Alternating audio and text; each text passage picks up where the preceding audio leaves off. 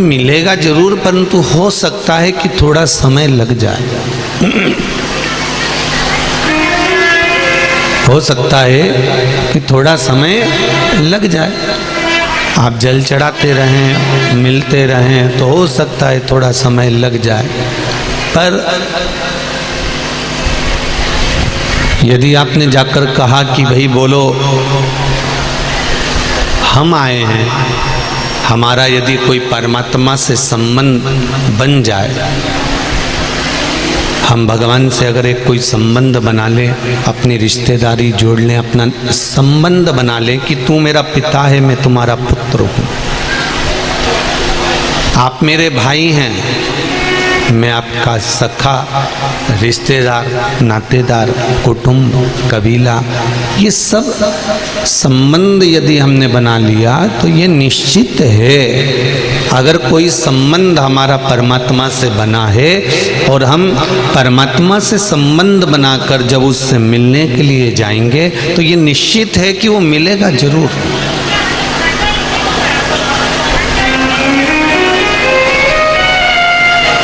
संबंध परमात्मा से होना चाहिए। मैंने तेरे ही भरोसे, ओ बाबा तेरे ही भरोसे, हवा बिच उड़ती जावांगी, बाबा डोर हथों छड़नी नामे कटी जावांगी, भोले मैं तेरी पतंग, ओ शंभो मैं तेरी पतंग, हवा बिच उड़ती जावांगी, बाबी जावांगी। हमारा एक संबंध, हम एक भगवान से कोई ऐसा संबंध बना लें जिससे परमात्मा हमारा और हम परमात्मा के हो जाएं। एक भजन आप लोग गाते हैं, हम भी कई बार गाए हैं कि नाता एक राम जी से दूजा नाता तोड़ दे, रिश्ता एक भोले जी से दूजा रिश्ता, साधु संगे राम रंगे अंग अंग रंगिए, जाई विधि राखे राम ताई विधि रही, किया अभिमान तो फिर मान नहीं पाएगा, होगा वही प्यारे जो मेरे राम जी को पाएगा, फल आशा त्याग करके काम करते रहिए, जाई विधि राखे राम ताहि विधि रही। शिव पुराण भी वही कहती है, आपका और परमात्मा का संबंध एक हो जाए। कोई ऐसा संबंध हम भगवान से बना ले, कोई एक रिश्ता हम परमात्मा से ऐसा बना लें कि उस रिश्ते के बल पर हम भगवान के हो जाएं और भगवान हमारा हो जाए।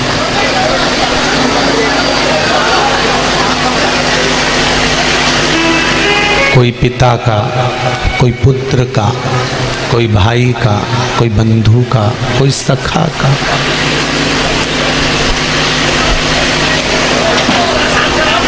और जब ये संबंध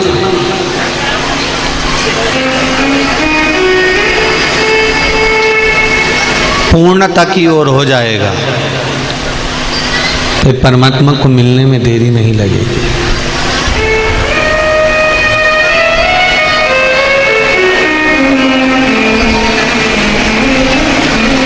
कभी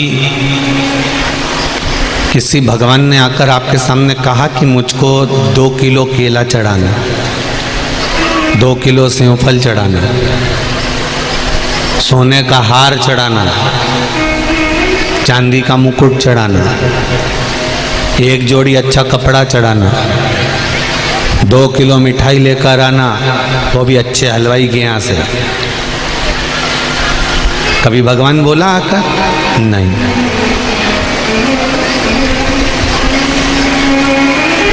भगवान ने कभी नहीं कहा कि मुझे ये वस्तु लाकर दे, भगवान कभी नहीं कहता कि मुझे ये सामान लाकर दे, भगवान कभी नहीं कहता कि मुझे ये वस्तु का होना जरूरी है, ये नहीं होगा तो मैं प्रसन्न नहीं होऊंगा।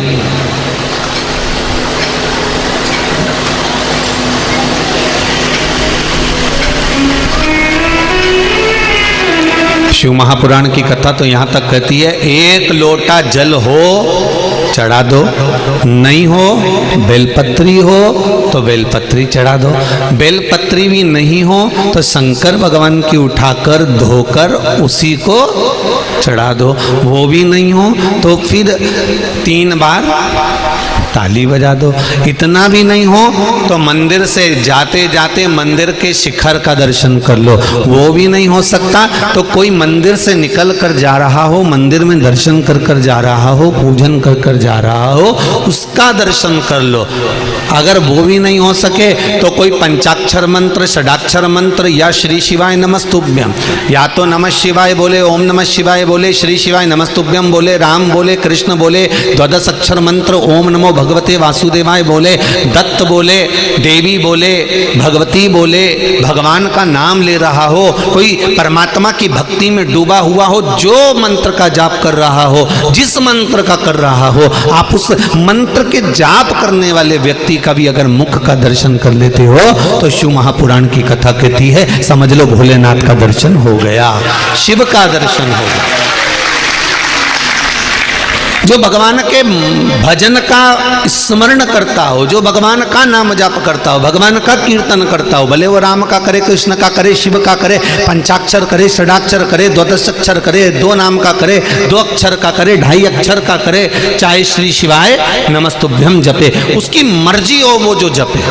अपना प्रेशर किसी के ऊपर नहीं होना चाहिए कि तुम्हें ये जपना ही पड़ेगा, तुम्हें राम कहना ही पड़ेगा, तुम्हें कृष्ण कहना ही पड़ेगा, तुम्हें पंचाक्षर बोलना ही पड़ेगा, तुम्हें षडाक्षर बोलना ही पड़ेगा, तुम्हें श्री शिवाय नमस्तुभ्यम बोलना ही पड़ेगा, तुम्हें 2 अक्षर ओम नमो भगवते वासुदेवाय बोलना ही पड़ेगा, तुम्हें दत्त बोलना ही पड़ेगा, तुम्हें देवी का नाम लेना ही पड़ेगा। हमें किसी के ऊपर प्रेशर नहीं। इसलिए तुलसीदास जी ने अपने पद में लिखा, चौपाई में लिखा कि कलयुग केवल नाम धारा। तुलसीदास जी ने ये नहीं लिखा कि कलयुग केवल राम धारा, राम नहीं लिखा। तुलसीदास जी कहते तुम्हारी मर्जी पड़े वो बोलो, मैं इस चक्कर में पड़ता ही नहीं कि तुम राम बोलो, तुम तो बोलो बस, कुछ भी जपो, जपो जरूर। तुलसीदास जी ने ये चौपाई क्यों लिखी कि कलयुग केवल नाम धारा? क्योंकि तुलसीदास जी को मालूम है मैंने मरा मरा जपा तो राम मिल गया, मैंने मरा मरा जपा तो मुझे राम मिल गया। तो तुम कुछ भी जपो, जपो तो।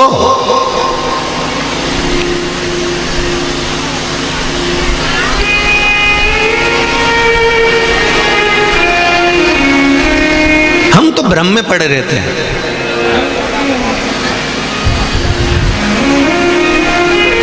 हम 24 घंटे हर पल, हर घड़ी, हर क्षण प्रैक्टिकल करने में लगे रहते हैं। पहले कृष्ण जप के देखते हैं, कृष्ण से काम नहीं हुआ तो राम जप कर देख लेते हैं, राम से काम नहीं हुआ तो शिव जप लेते हैं, शिव से काम नहीं हुआ तो देवी जी को जप लेते हैं, देवी जी से काम नहीं हुआ तो दत्त को जप लेते हैं, दत्त से काम नहीं हुआ तो ये देवता जप लेंगे। हम 24 घंटे प्रैक्टिकल का जीवन जीने का प्रयास कर रहे हैं।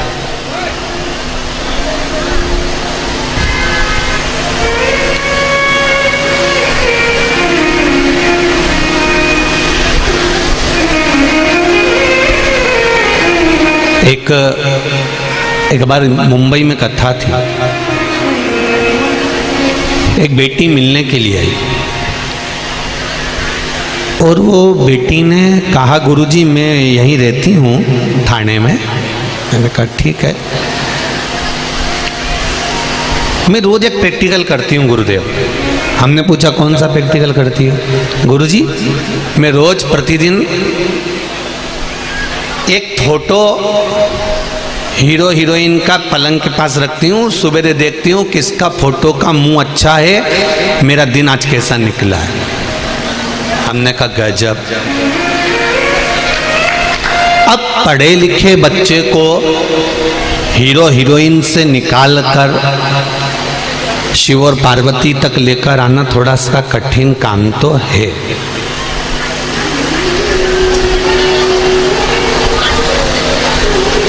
आज संपूर्ण विश्व के लोग अगर सुबह सुबह मंदिर जा रहे हैं, पढ़ा लिखा लड़का लड़की एक लोटा जल अगर शिव जी को चढ़ा रहे हैं, स्कूल जाने से पहले बच्चे अगर शंकर के मंदिर जा रहे हैं, तो समझ लो कि कितना कठिन हुआ होगा कि व्यक्ति कहीं जा रहा था, किसी दूसरे धर्म में प्रवेश कर रहा था, किसी दूसरे ओर जा रहा था, उसको निकाल कर वापिस टर्न कर कर सनातन धर्म के उस मंदिर तक पहुंचा देना कितना कठिन काम होगा, जरा विचार करिएगा।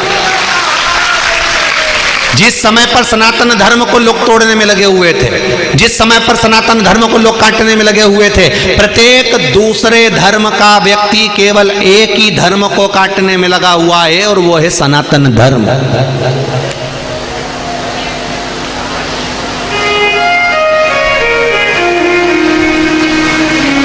प्रत्येक दूसरे धर्म का व्यक्ति केवल एक ही धर्म को काटने में लगा है, सनातन धर्म को। कैसे भी इस धर्म को काटना है, इन व्यक्ति को काटकर अपने धर्म में लेकर आओ। एक व्यक्ति अपने धर्म में ले जा रहा है, उधर से खींचकर उधर धर्म में लेकर जा रहा है, उधर से खींचकर उधर धर्म में लेकर जा रहे हैं। सनातन धर्म के व्यक्ति को बार बार काटा जा रहा है। जरा विचार करो, जो सनातन धर्म को काट रहे थे और जो लोग मुड़ चुके थे, उन मुड़े हुए व्यक्ति को वापिस टर्न कर कर शंकर जी के मंदिर में एक लोटा जल चढ़वाना कितना कठिन काम होगा। जरा विचार करिएगा, एक एक सनातनी को खींचकर शिव मंदिर तक पहुंचा।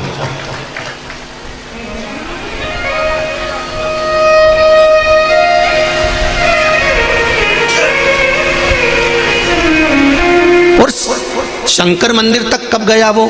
जब उसके हृदय में विश्वास जागृत हो गया। उस बेटी ने कहा, मैं रोज हीरो हीरोइन का फोटो देखती हूँ, जिसका मुंह अच्छा रहता है उसका मैं एक हफ्ते तक मुंह देखकर अपने काम पर जाती हूँ, मेरे को फलता है। तो हमने कहा एक काम करोगे? उसने कहा जी गुरुजी।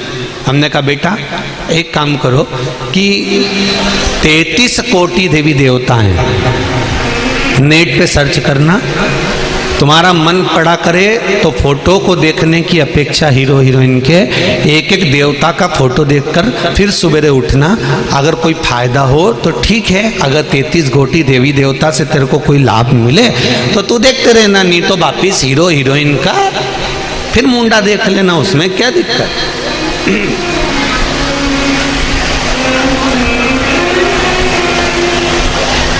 उसने कहा गुरुजी हीरो हीरोइन का मुंह देखने से ज्यादा फायदा मिलेगा कि 33 कोटि देवी देवताओं का? हमने कहा हीरो हीरोइन को तो उन 33 कोटि देवताओं ने बनाया कि इनका मुंडा की ऐसी छाप है, इनके मुख का ये स्वरूप है। जिसने बनाया, हम यदि उसी का मुख देख लें तो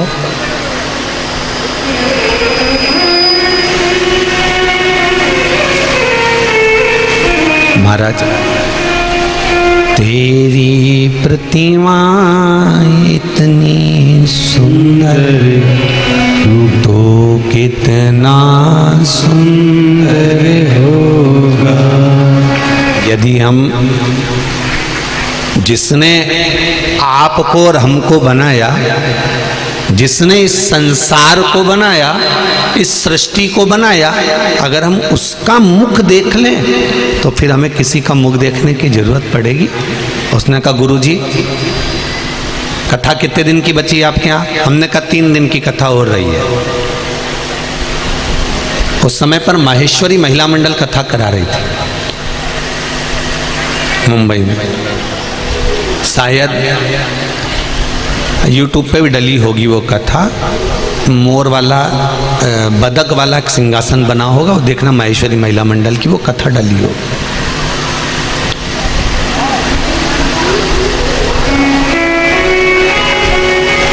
यहाँ पर भी मैं माहेश्वरी महिला मंडल को और माहेश्वरी महासभा को धन्यवाद दूंगा, जिन्होंने बस लगवा रखी है भक्तों को यहाँ तक लाने और ले जाने के लिए निःशुल्क। उनको बहुत बहुत धन्यवाद, बहुत बहुत साधुवाद। और भी सेवक लोग सेवा में लगे हैं। अग्रवाल समाज है, ब्राह्मण समाज है, साहू समाज है, पाटीदार समाज है। बहुत से लोग यहाँ से वहाँ तक, कोई ऑटो चलवा रहा है, कोई गाड़ियाँ चलवा रहा है, कोई बसें लगा रखी है। आपको बहुत बहुत धन्यवाद है। छत्तीसगढ़ के वास्तव में वो कहते हैं ना, छत्तीसगढ़िया सबले बढ़िया है। तो कहीं ना कहीं तो ये तो है, धान का कटोरा तो धान का कटोरा है, ये निश्चित है।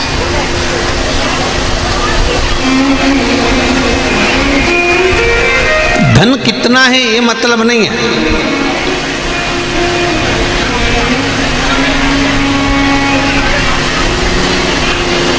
अच्छा, एक चीज और देखने को मिली छत्तीसगढ़ में, ये हमारी तीसरी कथा हो रही, पर तीसरी कथा में भी हमने देखा कि ये पंडाल भी धान के कटोरे जैसे ही बनवाते हैं।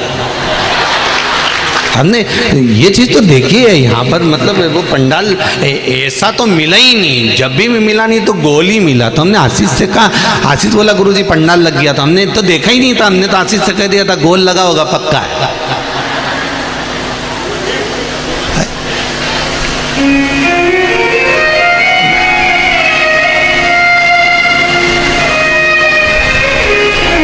धन है नहीं है, संपदा है नहीं है, दौलत है नहीं है, उससे कोई फर्क नहीं पड़ता। पर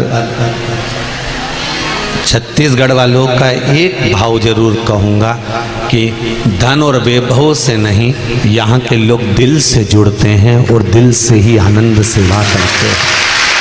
बहुत बहुत साधुवाद है।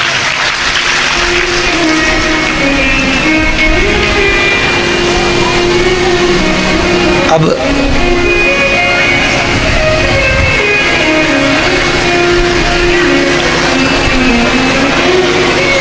उस बेटी ने पूछा, गुरुजी कथा कितने दिन की रह गई? हमने कहा 3 दिन की कथा हो रही। कहा गुरुदेव अब मैं एक एक देवी देवता को देखूंगी, ये बताओ पहले किसको देखूं? हमने कहा जिस पे तुम्हारा मन हो जाए तुम तो उसको देख लो।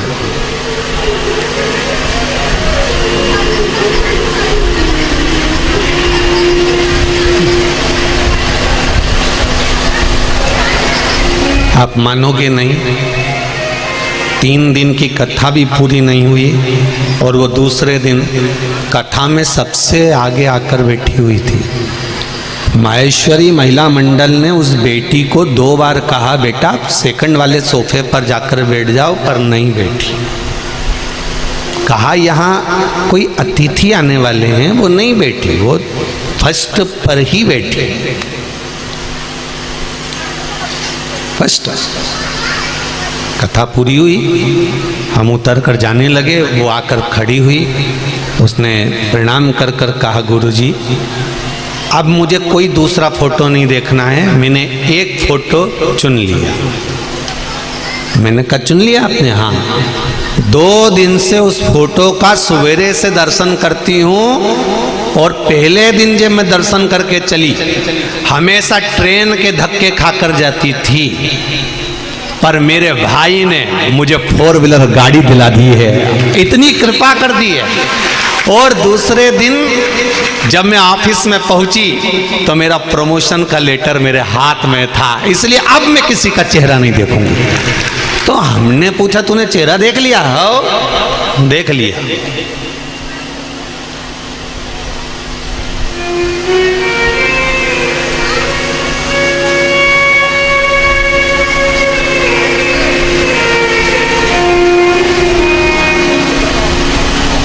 हमने पूछा किसका देखा? उसने कहा गुरुजी जैसे ही फोटो निकाले मोबाइल के पूरे स्क्रीन पर ढेर सारे इतने बड़े बड़े बहुत सारे फोटो आ गए। मैंने भी सोच लिया सबको देख लो। इसलिए जितने फोटो थे सबका दर्शन करा। राम भी थे, कृष्ण भी थे, शिव भी थे, दत्त भी थे, देवी भी थी, सब थे। मुझे तो ये लगता है कि सारे देवता एक ही हैं और उन सब ने मिलकर मेरा कल्याण कर दिया। इससे बढ़कर और क्या चाहिए? हम भटक रहे हैं, हम भ्रमित हैं, हम संसार में आके भटक रहे हैं कि हमें इस मंत्र का जाप करना चाहिए, इस मंत्र का जाप करना चाहिए, इस देवता को मानना चाहिए, उस देवता को मानना चाहिए। हमने अपने आप में मंत्र को बड़ा बना दिया, छोटा बना दिया। ये हमारी मूलता है। इतने साल हो गए शिव महापुराण की कथा को करते करते, इस व्यासपीठ से ये कभी नहीं कहा गया कि इस मंत्र को जपना और इस मंत्र को छोड़ देना, या इस मंत्र को जपना या इस मंत्र को छोड़ देना। प्रत्येक कथा में एक ही बात कहा जाती है, चाहे राम बोलो, चाहे कृष्ण बोलो, चाहे 2.5 अक्षर का बोलो, चाहे 2 अक्षर का बोलो, चाहे पंचाक्षर बोलो, चाहे षडाक्षर बोलो, चाहे द्वादश अक्षर का बोलो, चाहे श्री शिवाय नमस्तुभ्यं बोलो, चाहे दत्त बोलो, चाहे देवी बोलो, तुम्हारा मन पड़े उसको जपो, पर मंत्र जपो जरूर। इस व्यासपीठ से एक बात हम बार बार कहते हैं, मंत्र का जाप करना। मंत्र कोई छोटा नहीं होता ना बड़ा होता, कोई बड़प्पन का कि ये बड़ा हो गया ये छोटा। आप दिल से जिसको भज रहे हो वो बड़ा है।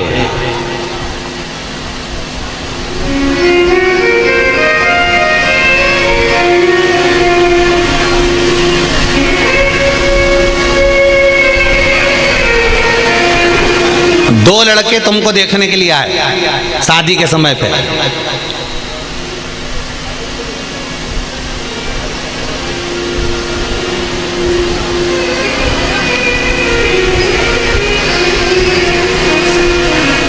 भेरूलाल और नाथूलाल, समझ लो प्रैक्टिकल। ये तो आप कथा को अपन अपने ऊपर लेकर चलते हैं। 2 लड़के तुमको देखने के लिए आए, भेरू और नाथू। अब देखने दोनों आए, बातचीत दोनों से हुई, होटल में बैठकर बात भी करी, खाना भी दोनों के साथ खाया, घूम के भी आए, शादी एक से हुई। तो तुम पाँव एक का पढ़ोगी कि 2 का पढ़ोगी? अरे बोलती तो जा, एक का ही ना। बहुत अच्छे से समझ लेना। तुम हलवा बना रही थी,